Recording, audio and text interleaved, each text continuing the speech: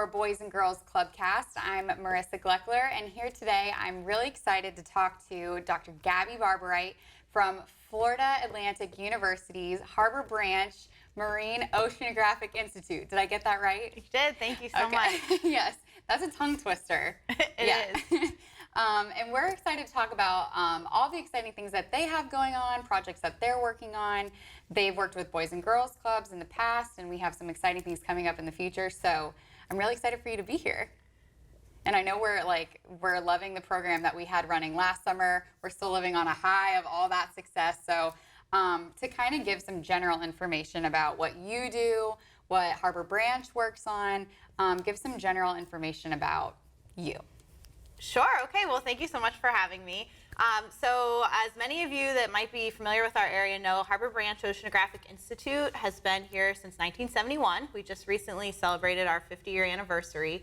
Oh, and wow. We are a leader in marine science, and they're internationally recognized for all of their research that they're doing on the ocean and coastal environments. And so in 2007, we became part of Florida Atlantic University. We're now their northernmost campus, and we have about 300 employees and students and educators working on our campus, which is located in northern Fort Pierce. And so I lead our outreach and community education programs. And as you mentioned, we've had a fantastic relationship with the Boys and Girls Clubs of St. Lucie County for the last 5 years. That's awesome. And we have so much waterway access in St. Lucie County. And I know recently you did a presentation at Harbor Branch's campus. And you talked a lot about how St. Lucie County has so much beach, so much freshwater, so much estuary, all the things. And so talk to me a little bit about how marine debris and all of these issues that you guys focus on really affect our community here. Yeah, absolutely. So here in St. Lucie County, we have about 21 miles of beaches.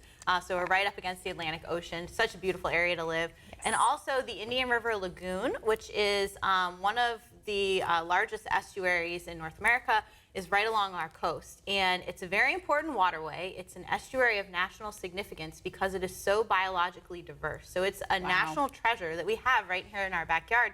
And a lot of people don't realize that. No. So we have about 2,000 plants and 2,000 animals that make their homes within the estuary.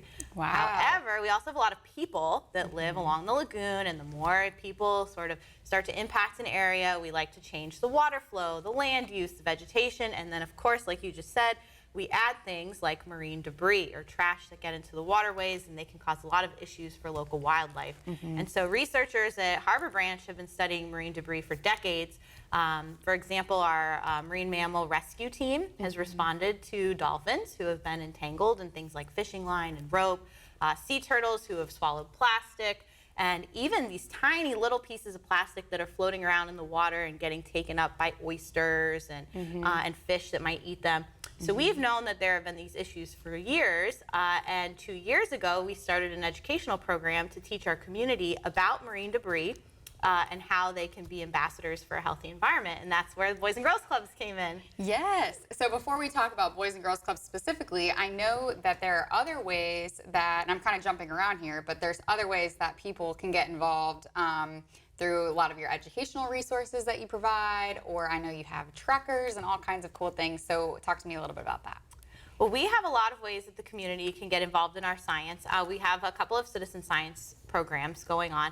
Actually, one of our newest is a very cool one that anyone can participate in, is taking pictures of dolphins. Yes. And so if you are out at a park along the lagoon or even along the ocean, as long as you're on land, you can't be on a boat to participate because we don't want people chasing dolphins. Yeah. You can take a photo of a dolphin with your phone or your camera, and you can submit it to our Dolphin Spotter program, and we will send all of that over to our marine mammal rescue team and see if they can identify the individual, and it helps us to learn more about dolphins living in our local waterways. Well, if I'm ever lucky enough to spot one, I feel like I'm always looking and I never see a dolphin, but next time, that's good to know. And they can just submit it online. Yep, you can submit online, and I'm going to give you a pro tip for how you can find dolphins. Okay. We have a map on our website that shows all of the points where people have submitted dolphin sightings. Okay. So if you are looking for a dolphin or you have company in town, I always tell people this when they come to the visitor center, take a look at the map and look at where all the points are. Zoom in, go there. Okay, that's a good pro tip. Okay, I'm going to have to do that. So now BGC, Boys and Girls Clubs. We started doing this a while back. I know we had our Keep the Sea Free of Debris program running last summer, and we have a lot of exciting things coming up. So going back to the beginning of our partnership and its inception, talk to me about how and why those programs got started. Great. Well, so I've been in this role for about 6 years.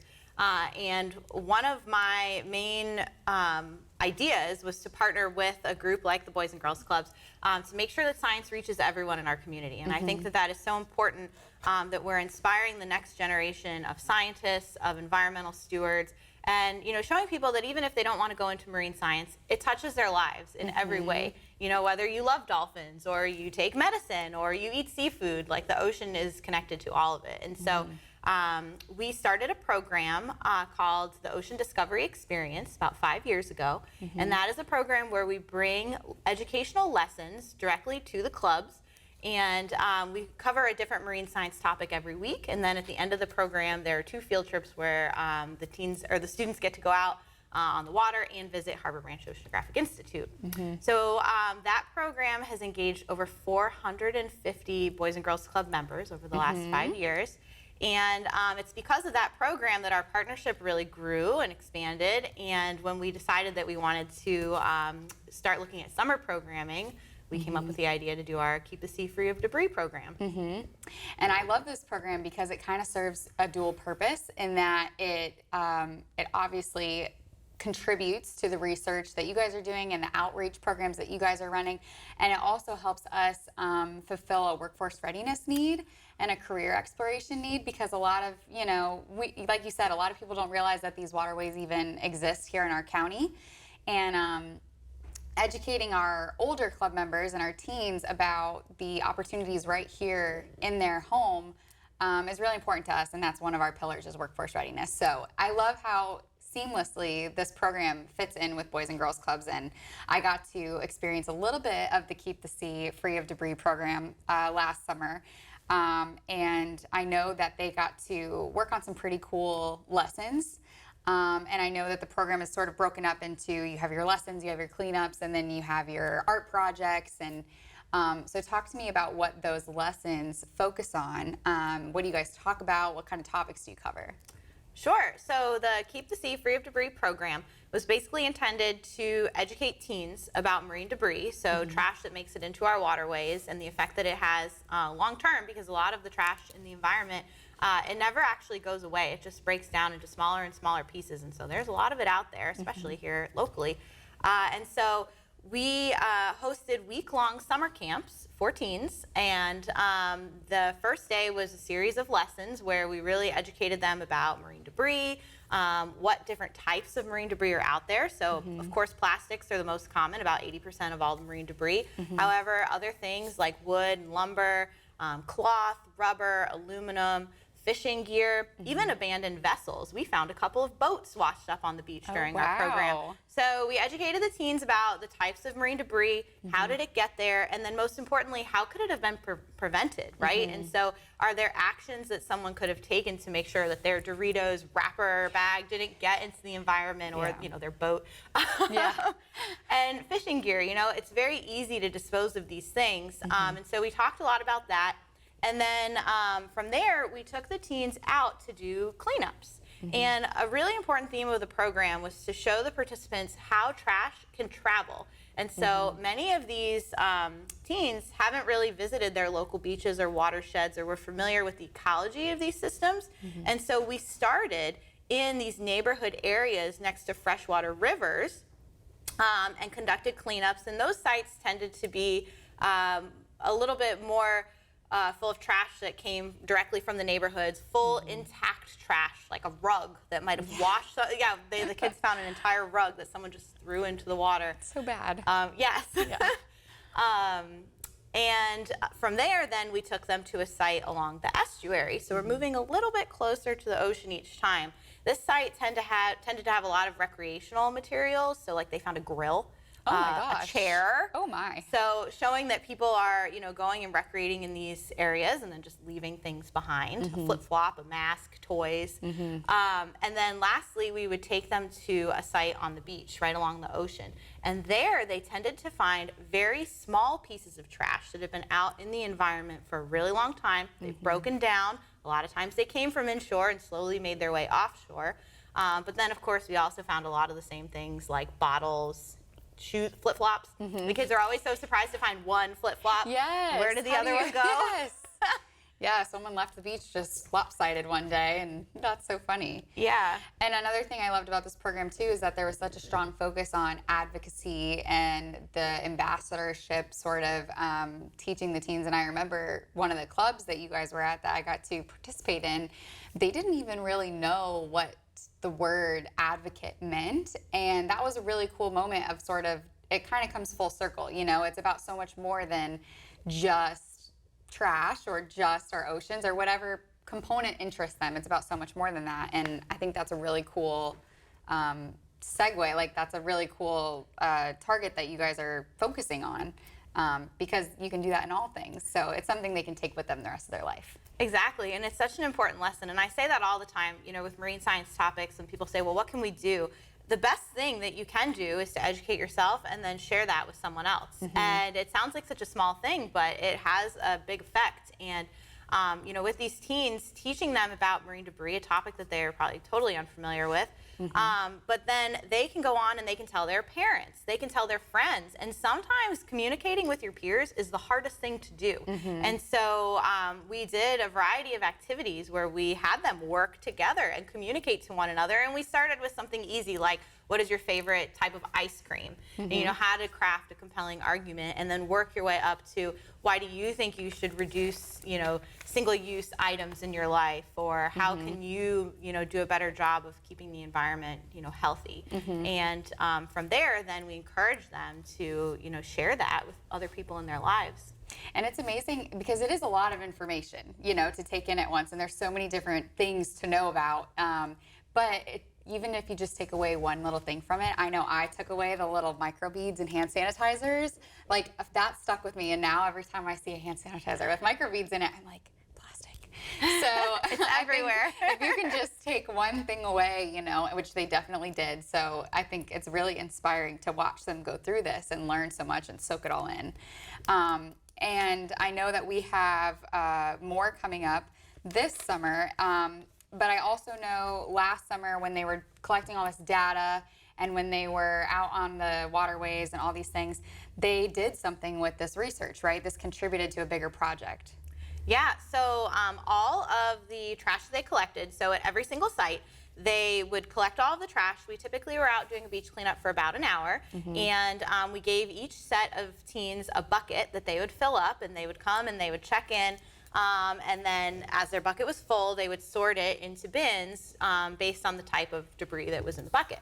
And then we would send them back out to collect more, and we kind of made a competition out of it, which was really cool. It was I like to joke and say that the best way to keep the sea free of debris is to make it a competition, because they were, sprinting to go find more trash, which was awesome. But we gave the students a goal each week of about how much trash they needed to collect. So then we would take all those bins back to the Boys and Girls Clubs, and we would sort it. And they would count each piece of debris and categorize it based on what it was.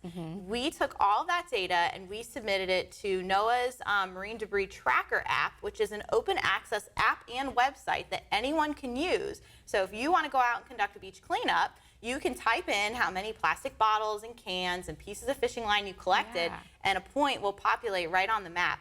And so you can use that to support data around the world. It's a global program. And so we contributed all the data that the teens collected directly to that website. So if you click on Fort Pierce, you'll see all of our beach cleanup sites. Yes, and I know you mentioned in your lecture the other day that you had an international doctor working with you guys over summer, and then she was making videos and teaching teens. Talk to me about that, because I don't want to misquote what you were talking about. Yeah, no, that's perfect.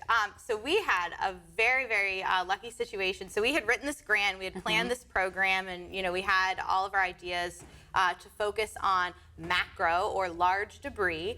And it just so happened that a postdoctoral fellow was at Harbor Branch for 2 years, the same 2 years as our program. She was visiting from Italy, and her specialty was microplastics. So pieces of plastic that break down over time, and they're so tiny that you can barely see them with the naked eye. And so she contacted us, and she said that she was very interested in education and wondered if she might be able to partner with us on our program.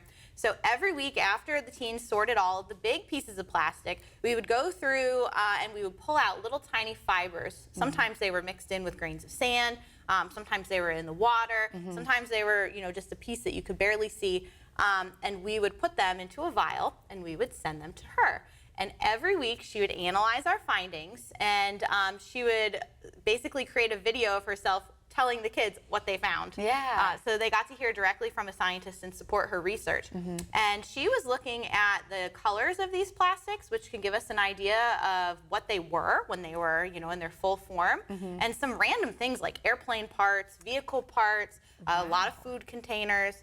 And then she also looked at the degree of weathering for the plastics, which gives us an idea of how long they've been in the environment.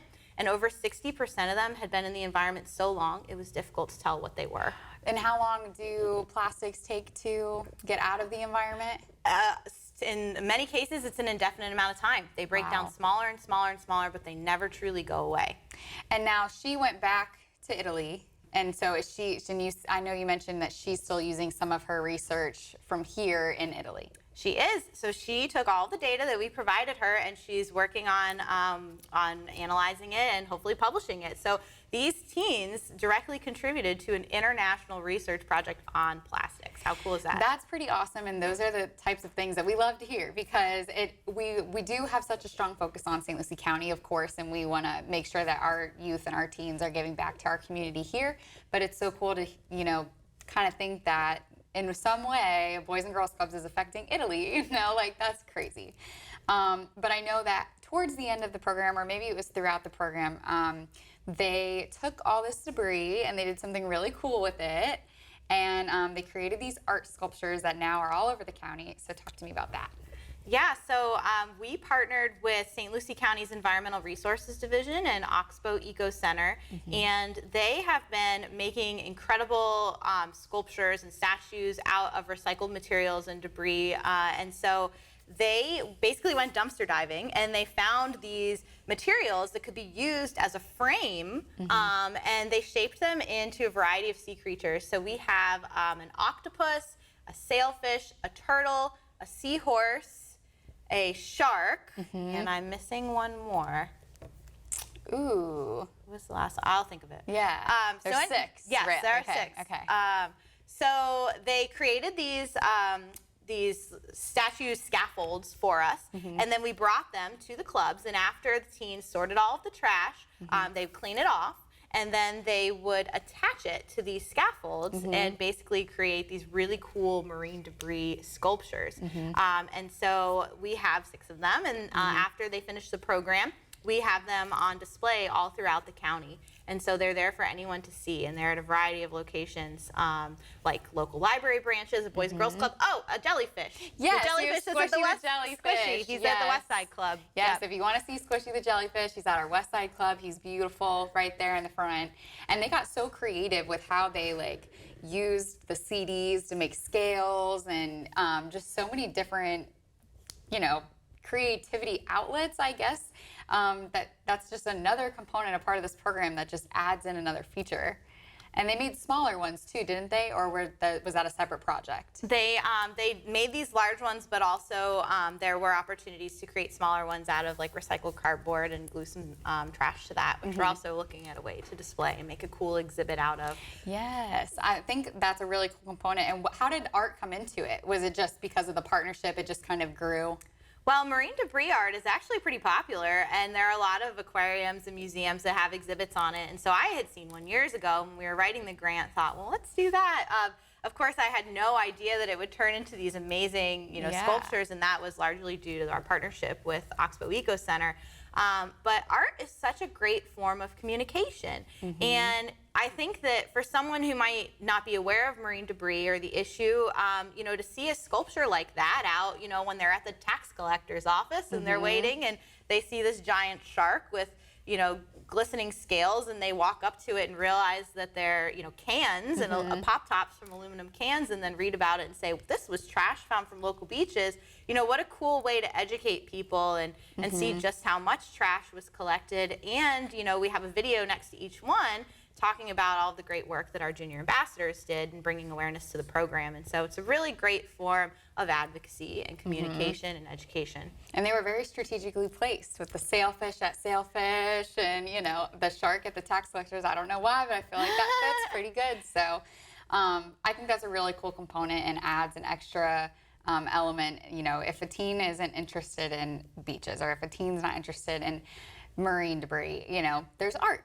So I think it's just another really cool outlet that you guys are offering. Yeah, and if anyone wants to see these statues, aside from where they're on display right now, they're all going to be collected at the end of April and taken to St. Lucie County's Oxbow Eco Center's Earth Day event. And that's on April 27th, which is Earth Day. And they'll all be on display there. So that's a great opportunity to see them all in one place. Until then, you're welcome to go on a scavenger hunt around the county to see them in their natural environments. And you guys, outside of Boys and Girls Club Partnership, you guys have sort of an art contest type of program that you guys run as well, right? We do. Every year for the last 4 years, we've ran our Ocean Science Art Contest. And that is, you know, on a single piece of paper, not like a 3D thing like these sculptures, but anyone can submit. From kids all the way up to seniors, and they just have to create art inspired by marine science. And the deadline for that is closing on March 17th, so it's upcoming. It's been open for a couple of months, but we typically open it around the end of the year and then close it around early spring. And the reward for that, if you win, you actually get to come and do a VIP tour with the scientists that inspired your artwork. So if you've ever wanted to really meet a scientist, here's your chance to create art inspired by what they do. And you get to come to Harbor Branch, tour their lab, do a meet and greet, and there's also some other cool prizes too. And are all the art pieces that are contributed just displayed at FAU? They are. They're displayed. We've used them in other materials. We actually, something I really wanted to do, maybe we'll do this next year, was create a calendar where we have different months of the art, or postcards. So we've talked about some different applications. Oh, I love that. I would definitely take a few postcards or pictures and hang them up. That's pretty cool.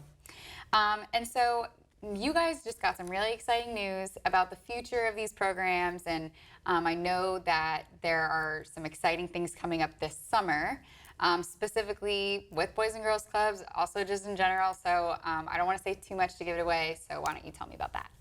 So as an exciting expansion on our Keep the Sea Free of Debris program, we went back to the same granting agency that funded that, and we requested funding to create an Indian River Lagoon exploration field trip using our Discovery pontoon boat. So FAU Harbor Branch has a boat called the Discovery. It's a 36-passenger pontoon. It is brand new. We just bought it in 2020, so it hasn't gotten a lot of use. And we want to create a floating field lab. So basically a way that we can take large groups of students out on the water and conduct a bunch of different activities to teach them about these local environments and the wildlife that are there.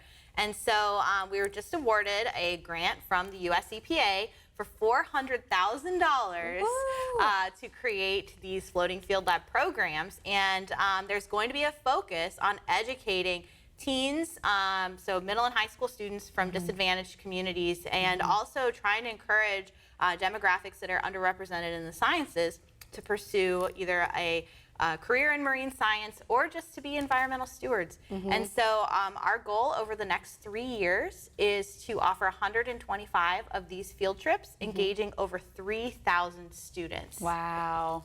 And it'll be mainly teens, or are you serving all ages? How is that going to work? Middle and high school is the category that we have right now. And each boat trip can take about 25 students. And so our goal right now is over the summer, we'll work with our nonprofit partners like the Boys and Girls Clubs, and we are working from St. Lucie down to Palm Beach County. Nice. And then in the fall, we'll be working with our school district partners. And so we Okay. will have a focus on serving Title I schools. But if there are any organizations and anyone who's seeing this that has a group that would fall, into this category, please contact us. We can provide these field trips for free for up to 3 years. And so the plan is that we'll take our boat out of the water. It'll depart right from Harbor Branch, and our campus is right on the Indian River Lagoon, so it's a perfect area. We will do water quality testing, so sampling water and talking about some of the properties that are inside of it. We have water quality sensors throughout the lagoon, our Indian River Lagoon Observatory Network, and they record water and weather parameters real time every hour on the hour. And so we're going to pull up to one of those and let the students compare the Wow. data from that to some data that they took themselves. We also will do a plankton tow, so looking at little microscopic creatures in the water. And we have this very cool remotely operated vehicle or underwater drone that we can take video of the bottom, and the kids can Wow. learn what's living there. And they'll get to see it while they're on the boat. They will. That's So we'll get to awesome. pilot it. We're working on putting up screens around the boat. So we have really big dreams with this. And then also some wildlife guides and binoculars. So it'll be this really immersive experience from the seafloor up through the water to all of the wildlife and vegetation around them. They'll really get to learn about the lagoon. And just so the viewers know, if they do want to contact you about getting a group out there, how do they contact you? Sure, you can go onto our website, which is www.fau.edu/HBOI. And if you click on the Discover tab, you'll find all of our outreach programming. Now, in addition to these great programs that we offer for students, we also run public programs. And so we have a visitor center that's open Tuesday through Saturday from 10 to 4. That's where my office is. So if you ever want to visit Harbor Branch, learn more about your backyard oceanographic institute, you can come and visit us. We have exhibits to talk about all of our research. You can learn about our programs. We offer a daily tour of our campus, which is an excellent opportunity to go behind the scenes. Our campus is amazing. It's 144 It is. acres. It's right on the Indian River Lagoon. We have wildlife. We have these cool submersibles that were an amazing part of our history. So you can come and take a tour. We also have lectures, like you mentioned, and a variety of other programs. So I encourage everyone to come and visit Harbor Branch, learn more about us, and of course participate in these programs. Yeah, I mean, we love it. You know that. We've been able to incorporate it in so many different things outside of just the program. We had you guys out at a couple community events and our end of the summer bash where kids got to like dig through sand buckets and find plastics, and there's just so many different ways. It's crazy that you wouldn't necessarily think of to incorporate these things, but it really does affect everybody, and it affects our community, and that's what we're all about. So I know that we're really excited for everything that's to come, and we really appreciate the programming and all the partnership that we've been able to kind of cultivate. So if that was not enough for teens to be interested in a program, then I don't know. You've got art, you've got science.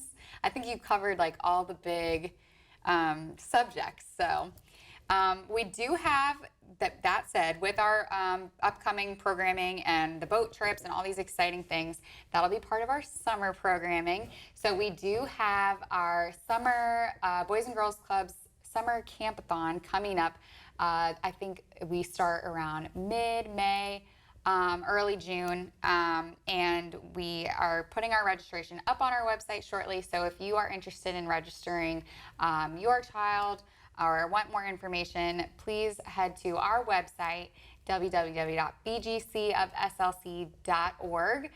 You can also contact any of our clubs directly. All of our contact information is on the website as well. And if you ever need more information, feel free to visit us, and we can definitely hook you up with that. And hopefully you'll get to participate in these amazing programs. So thank you all for tuning in, and thank you for being here today to tell us all about what you do. Thank you.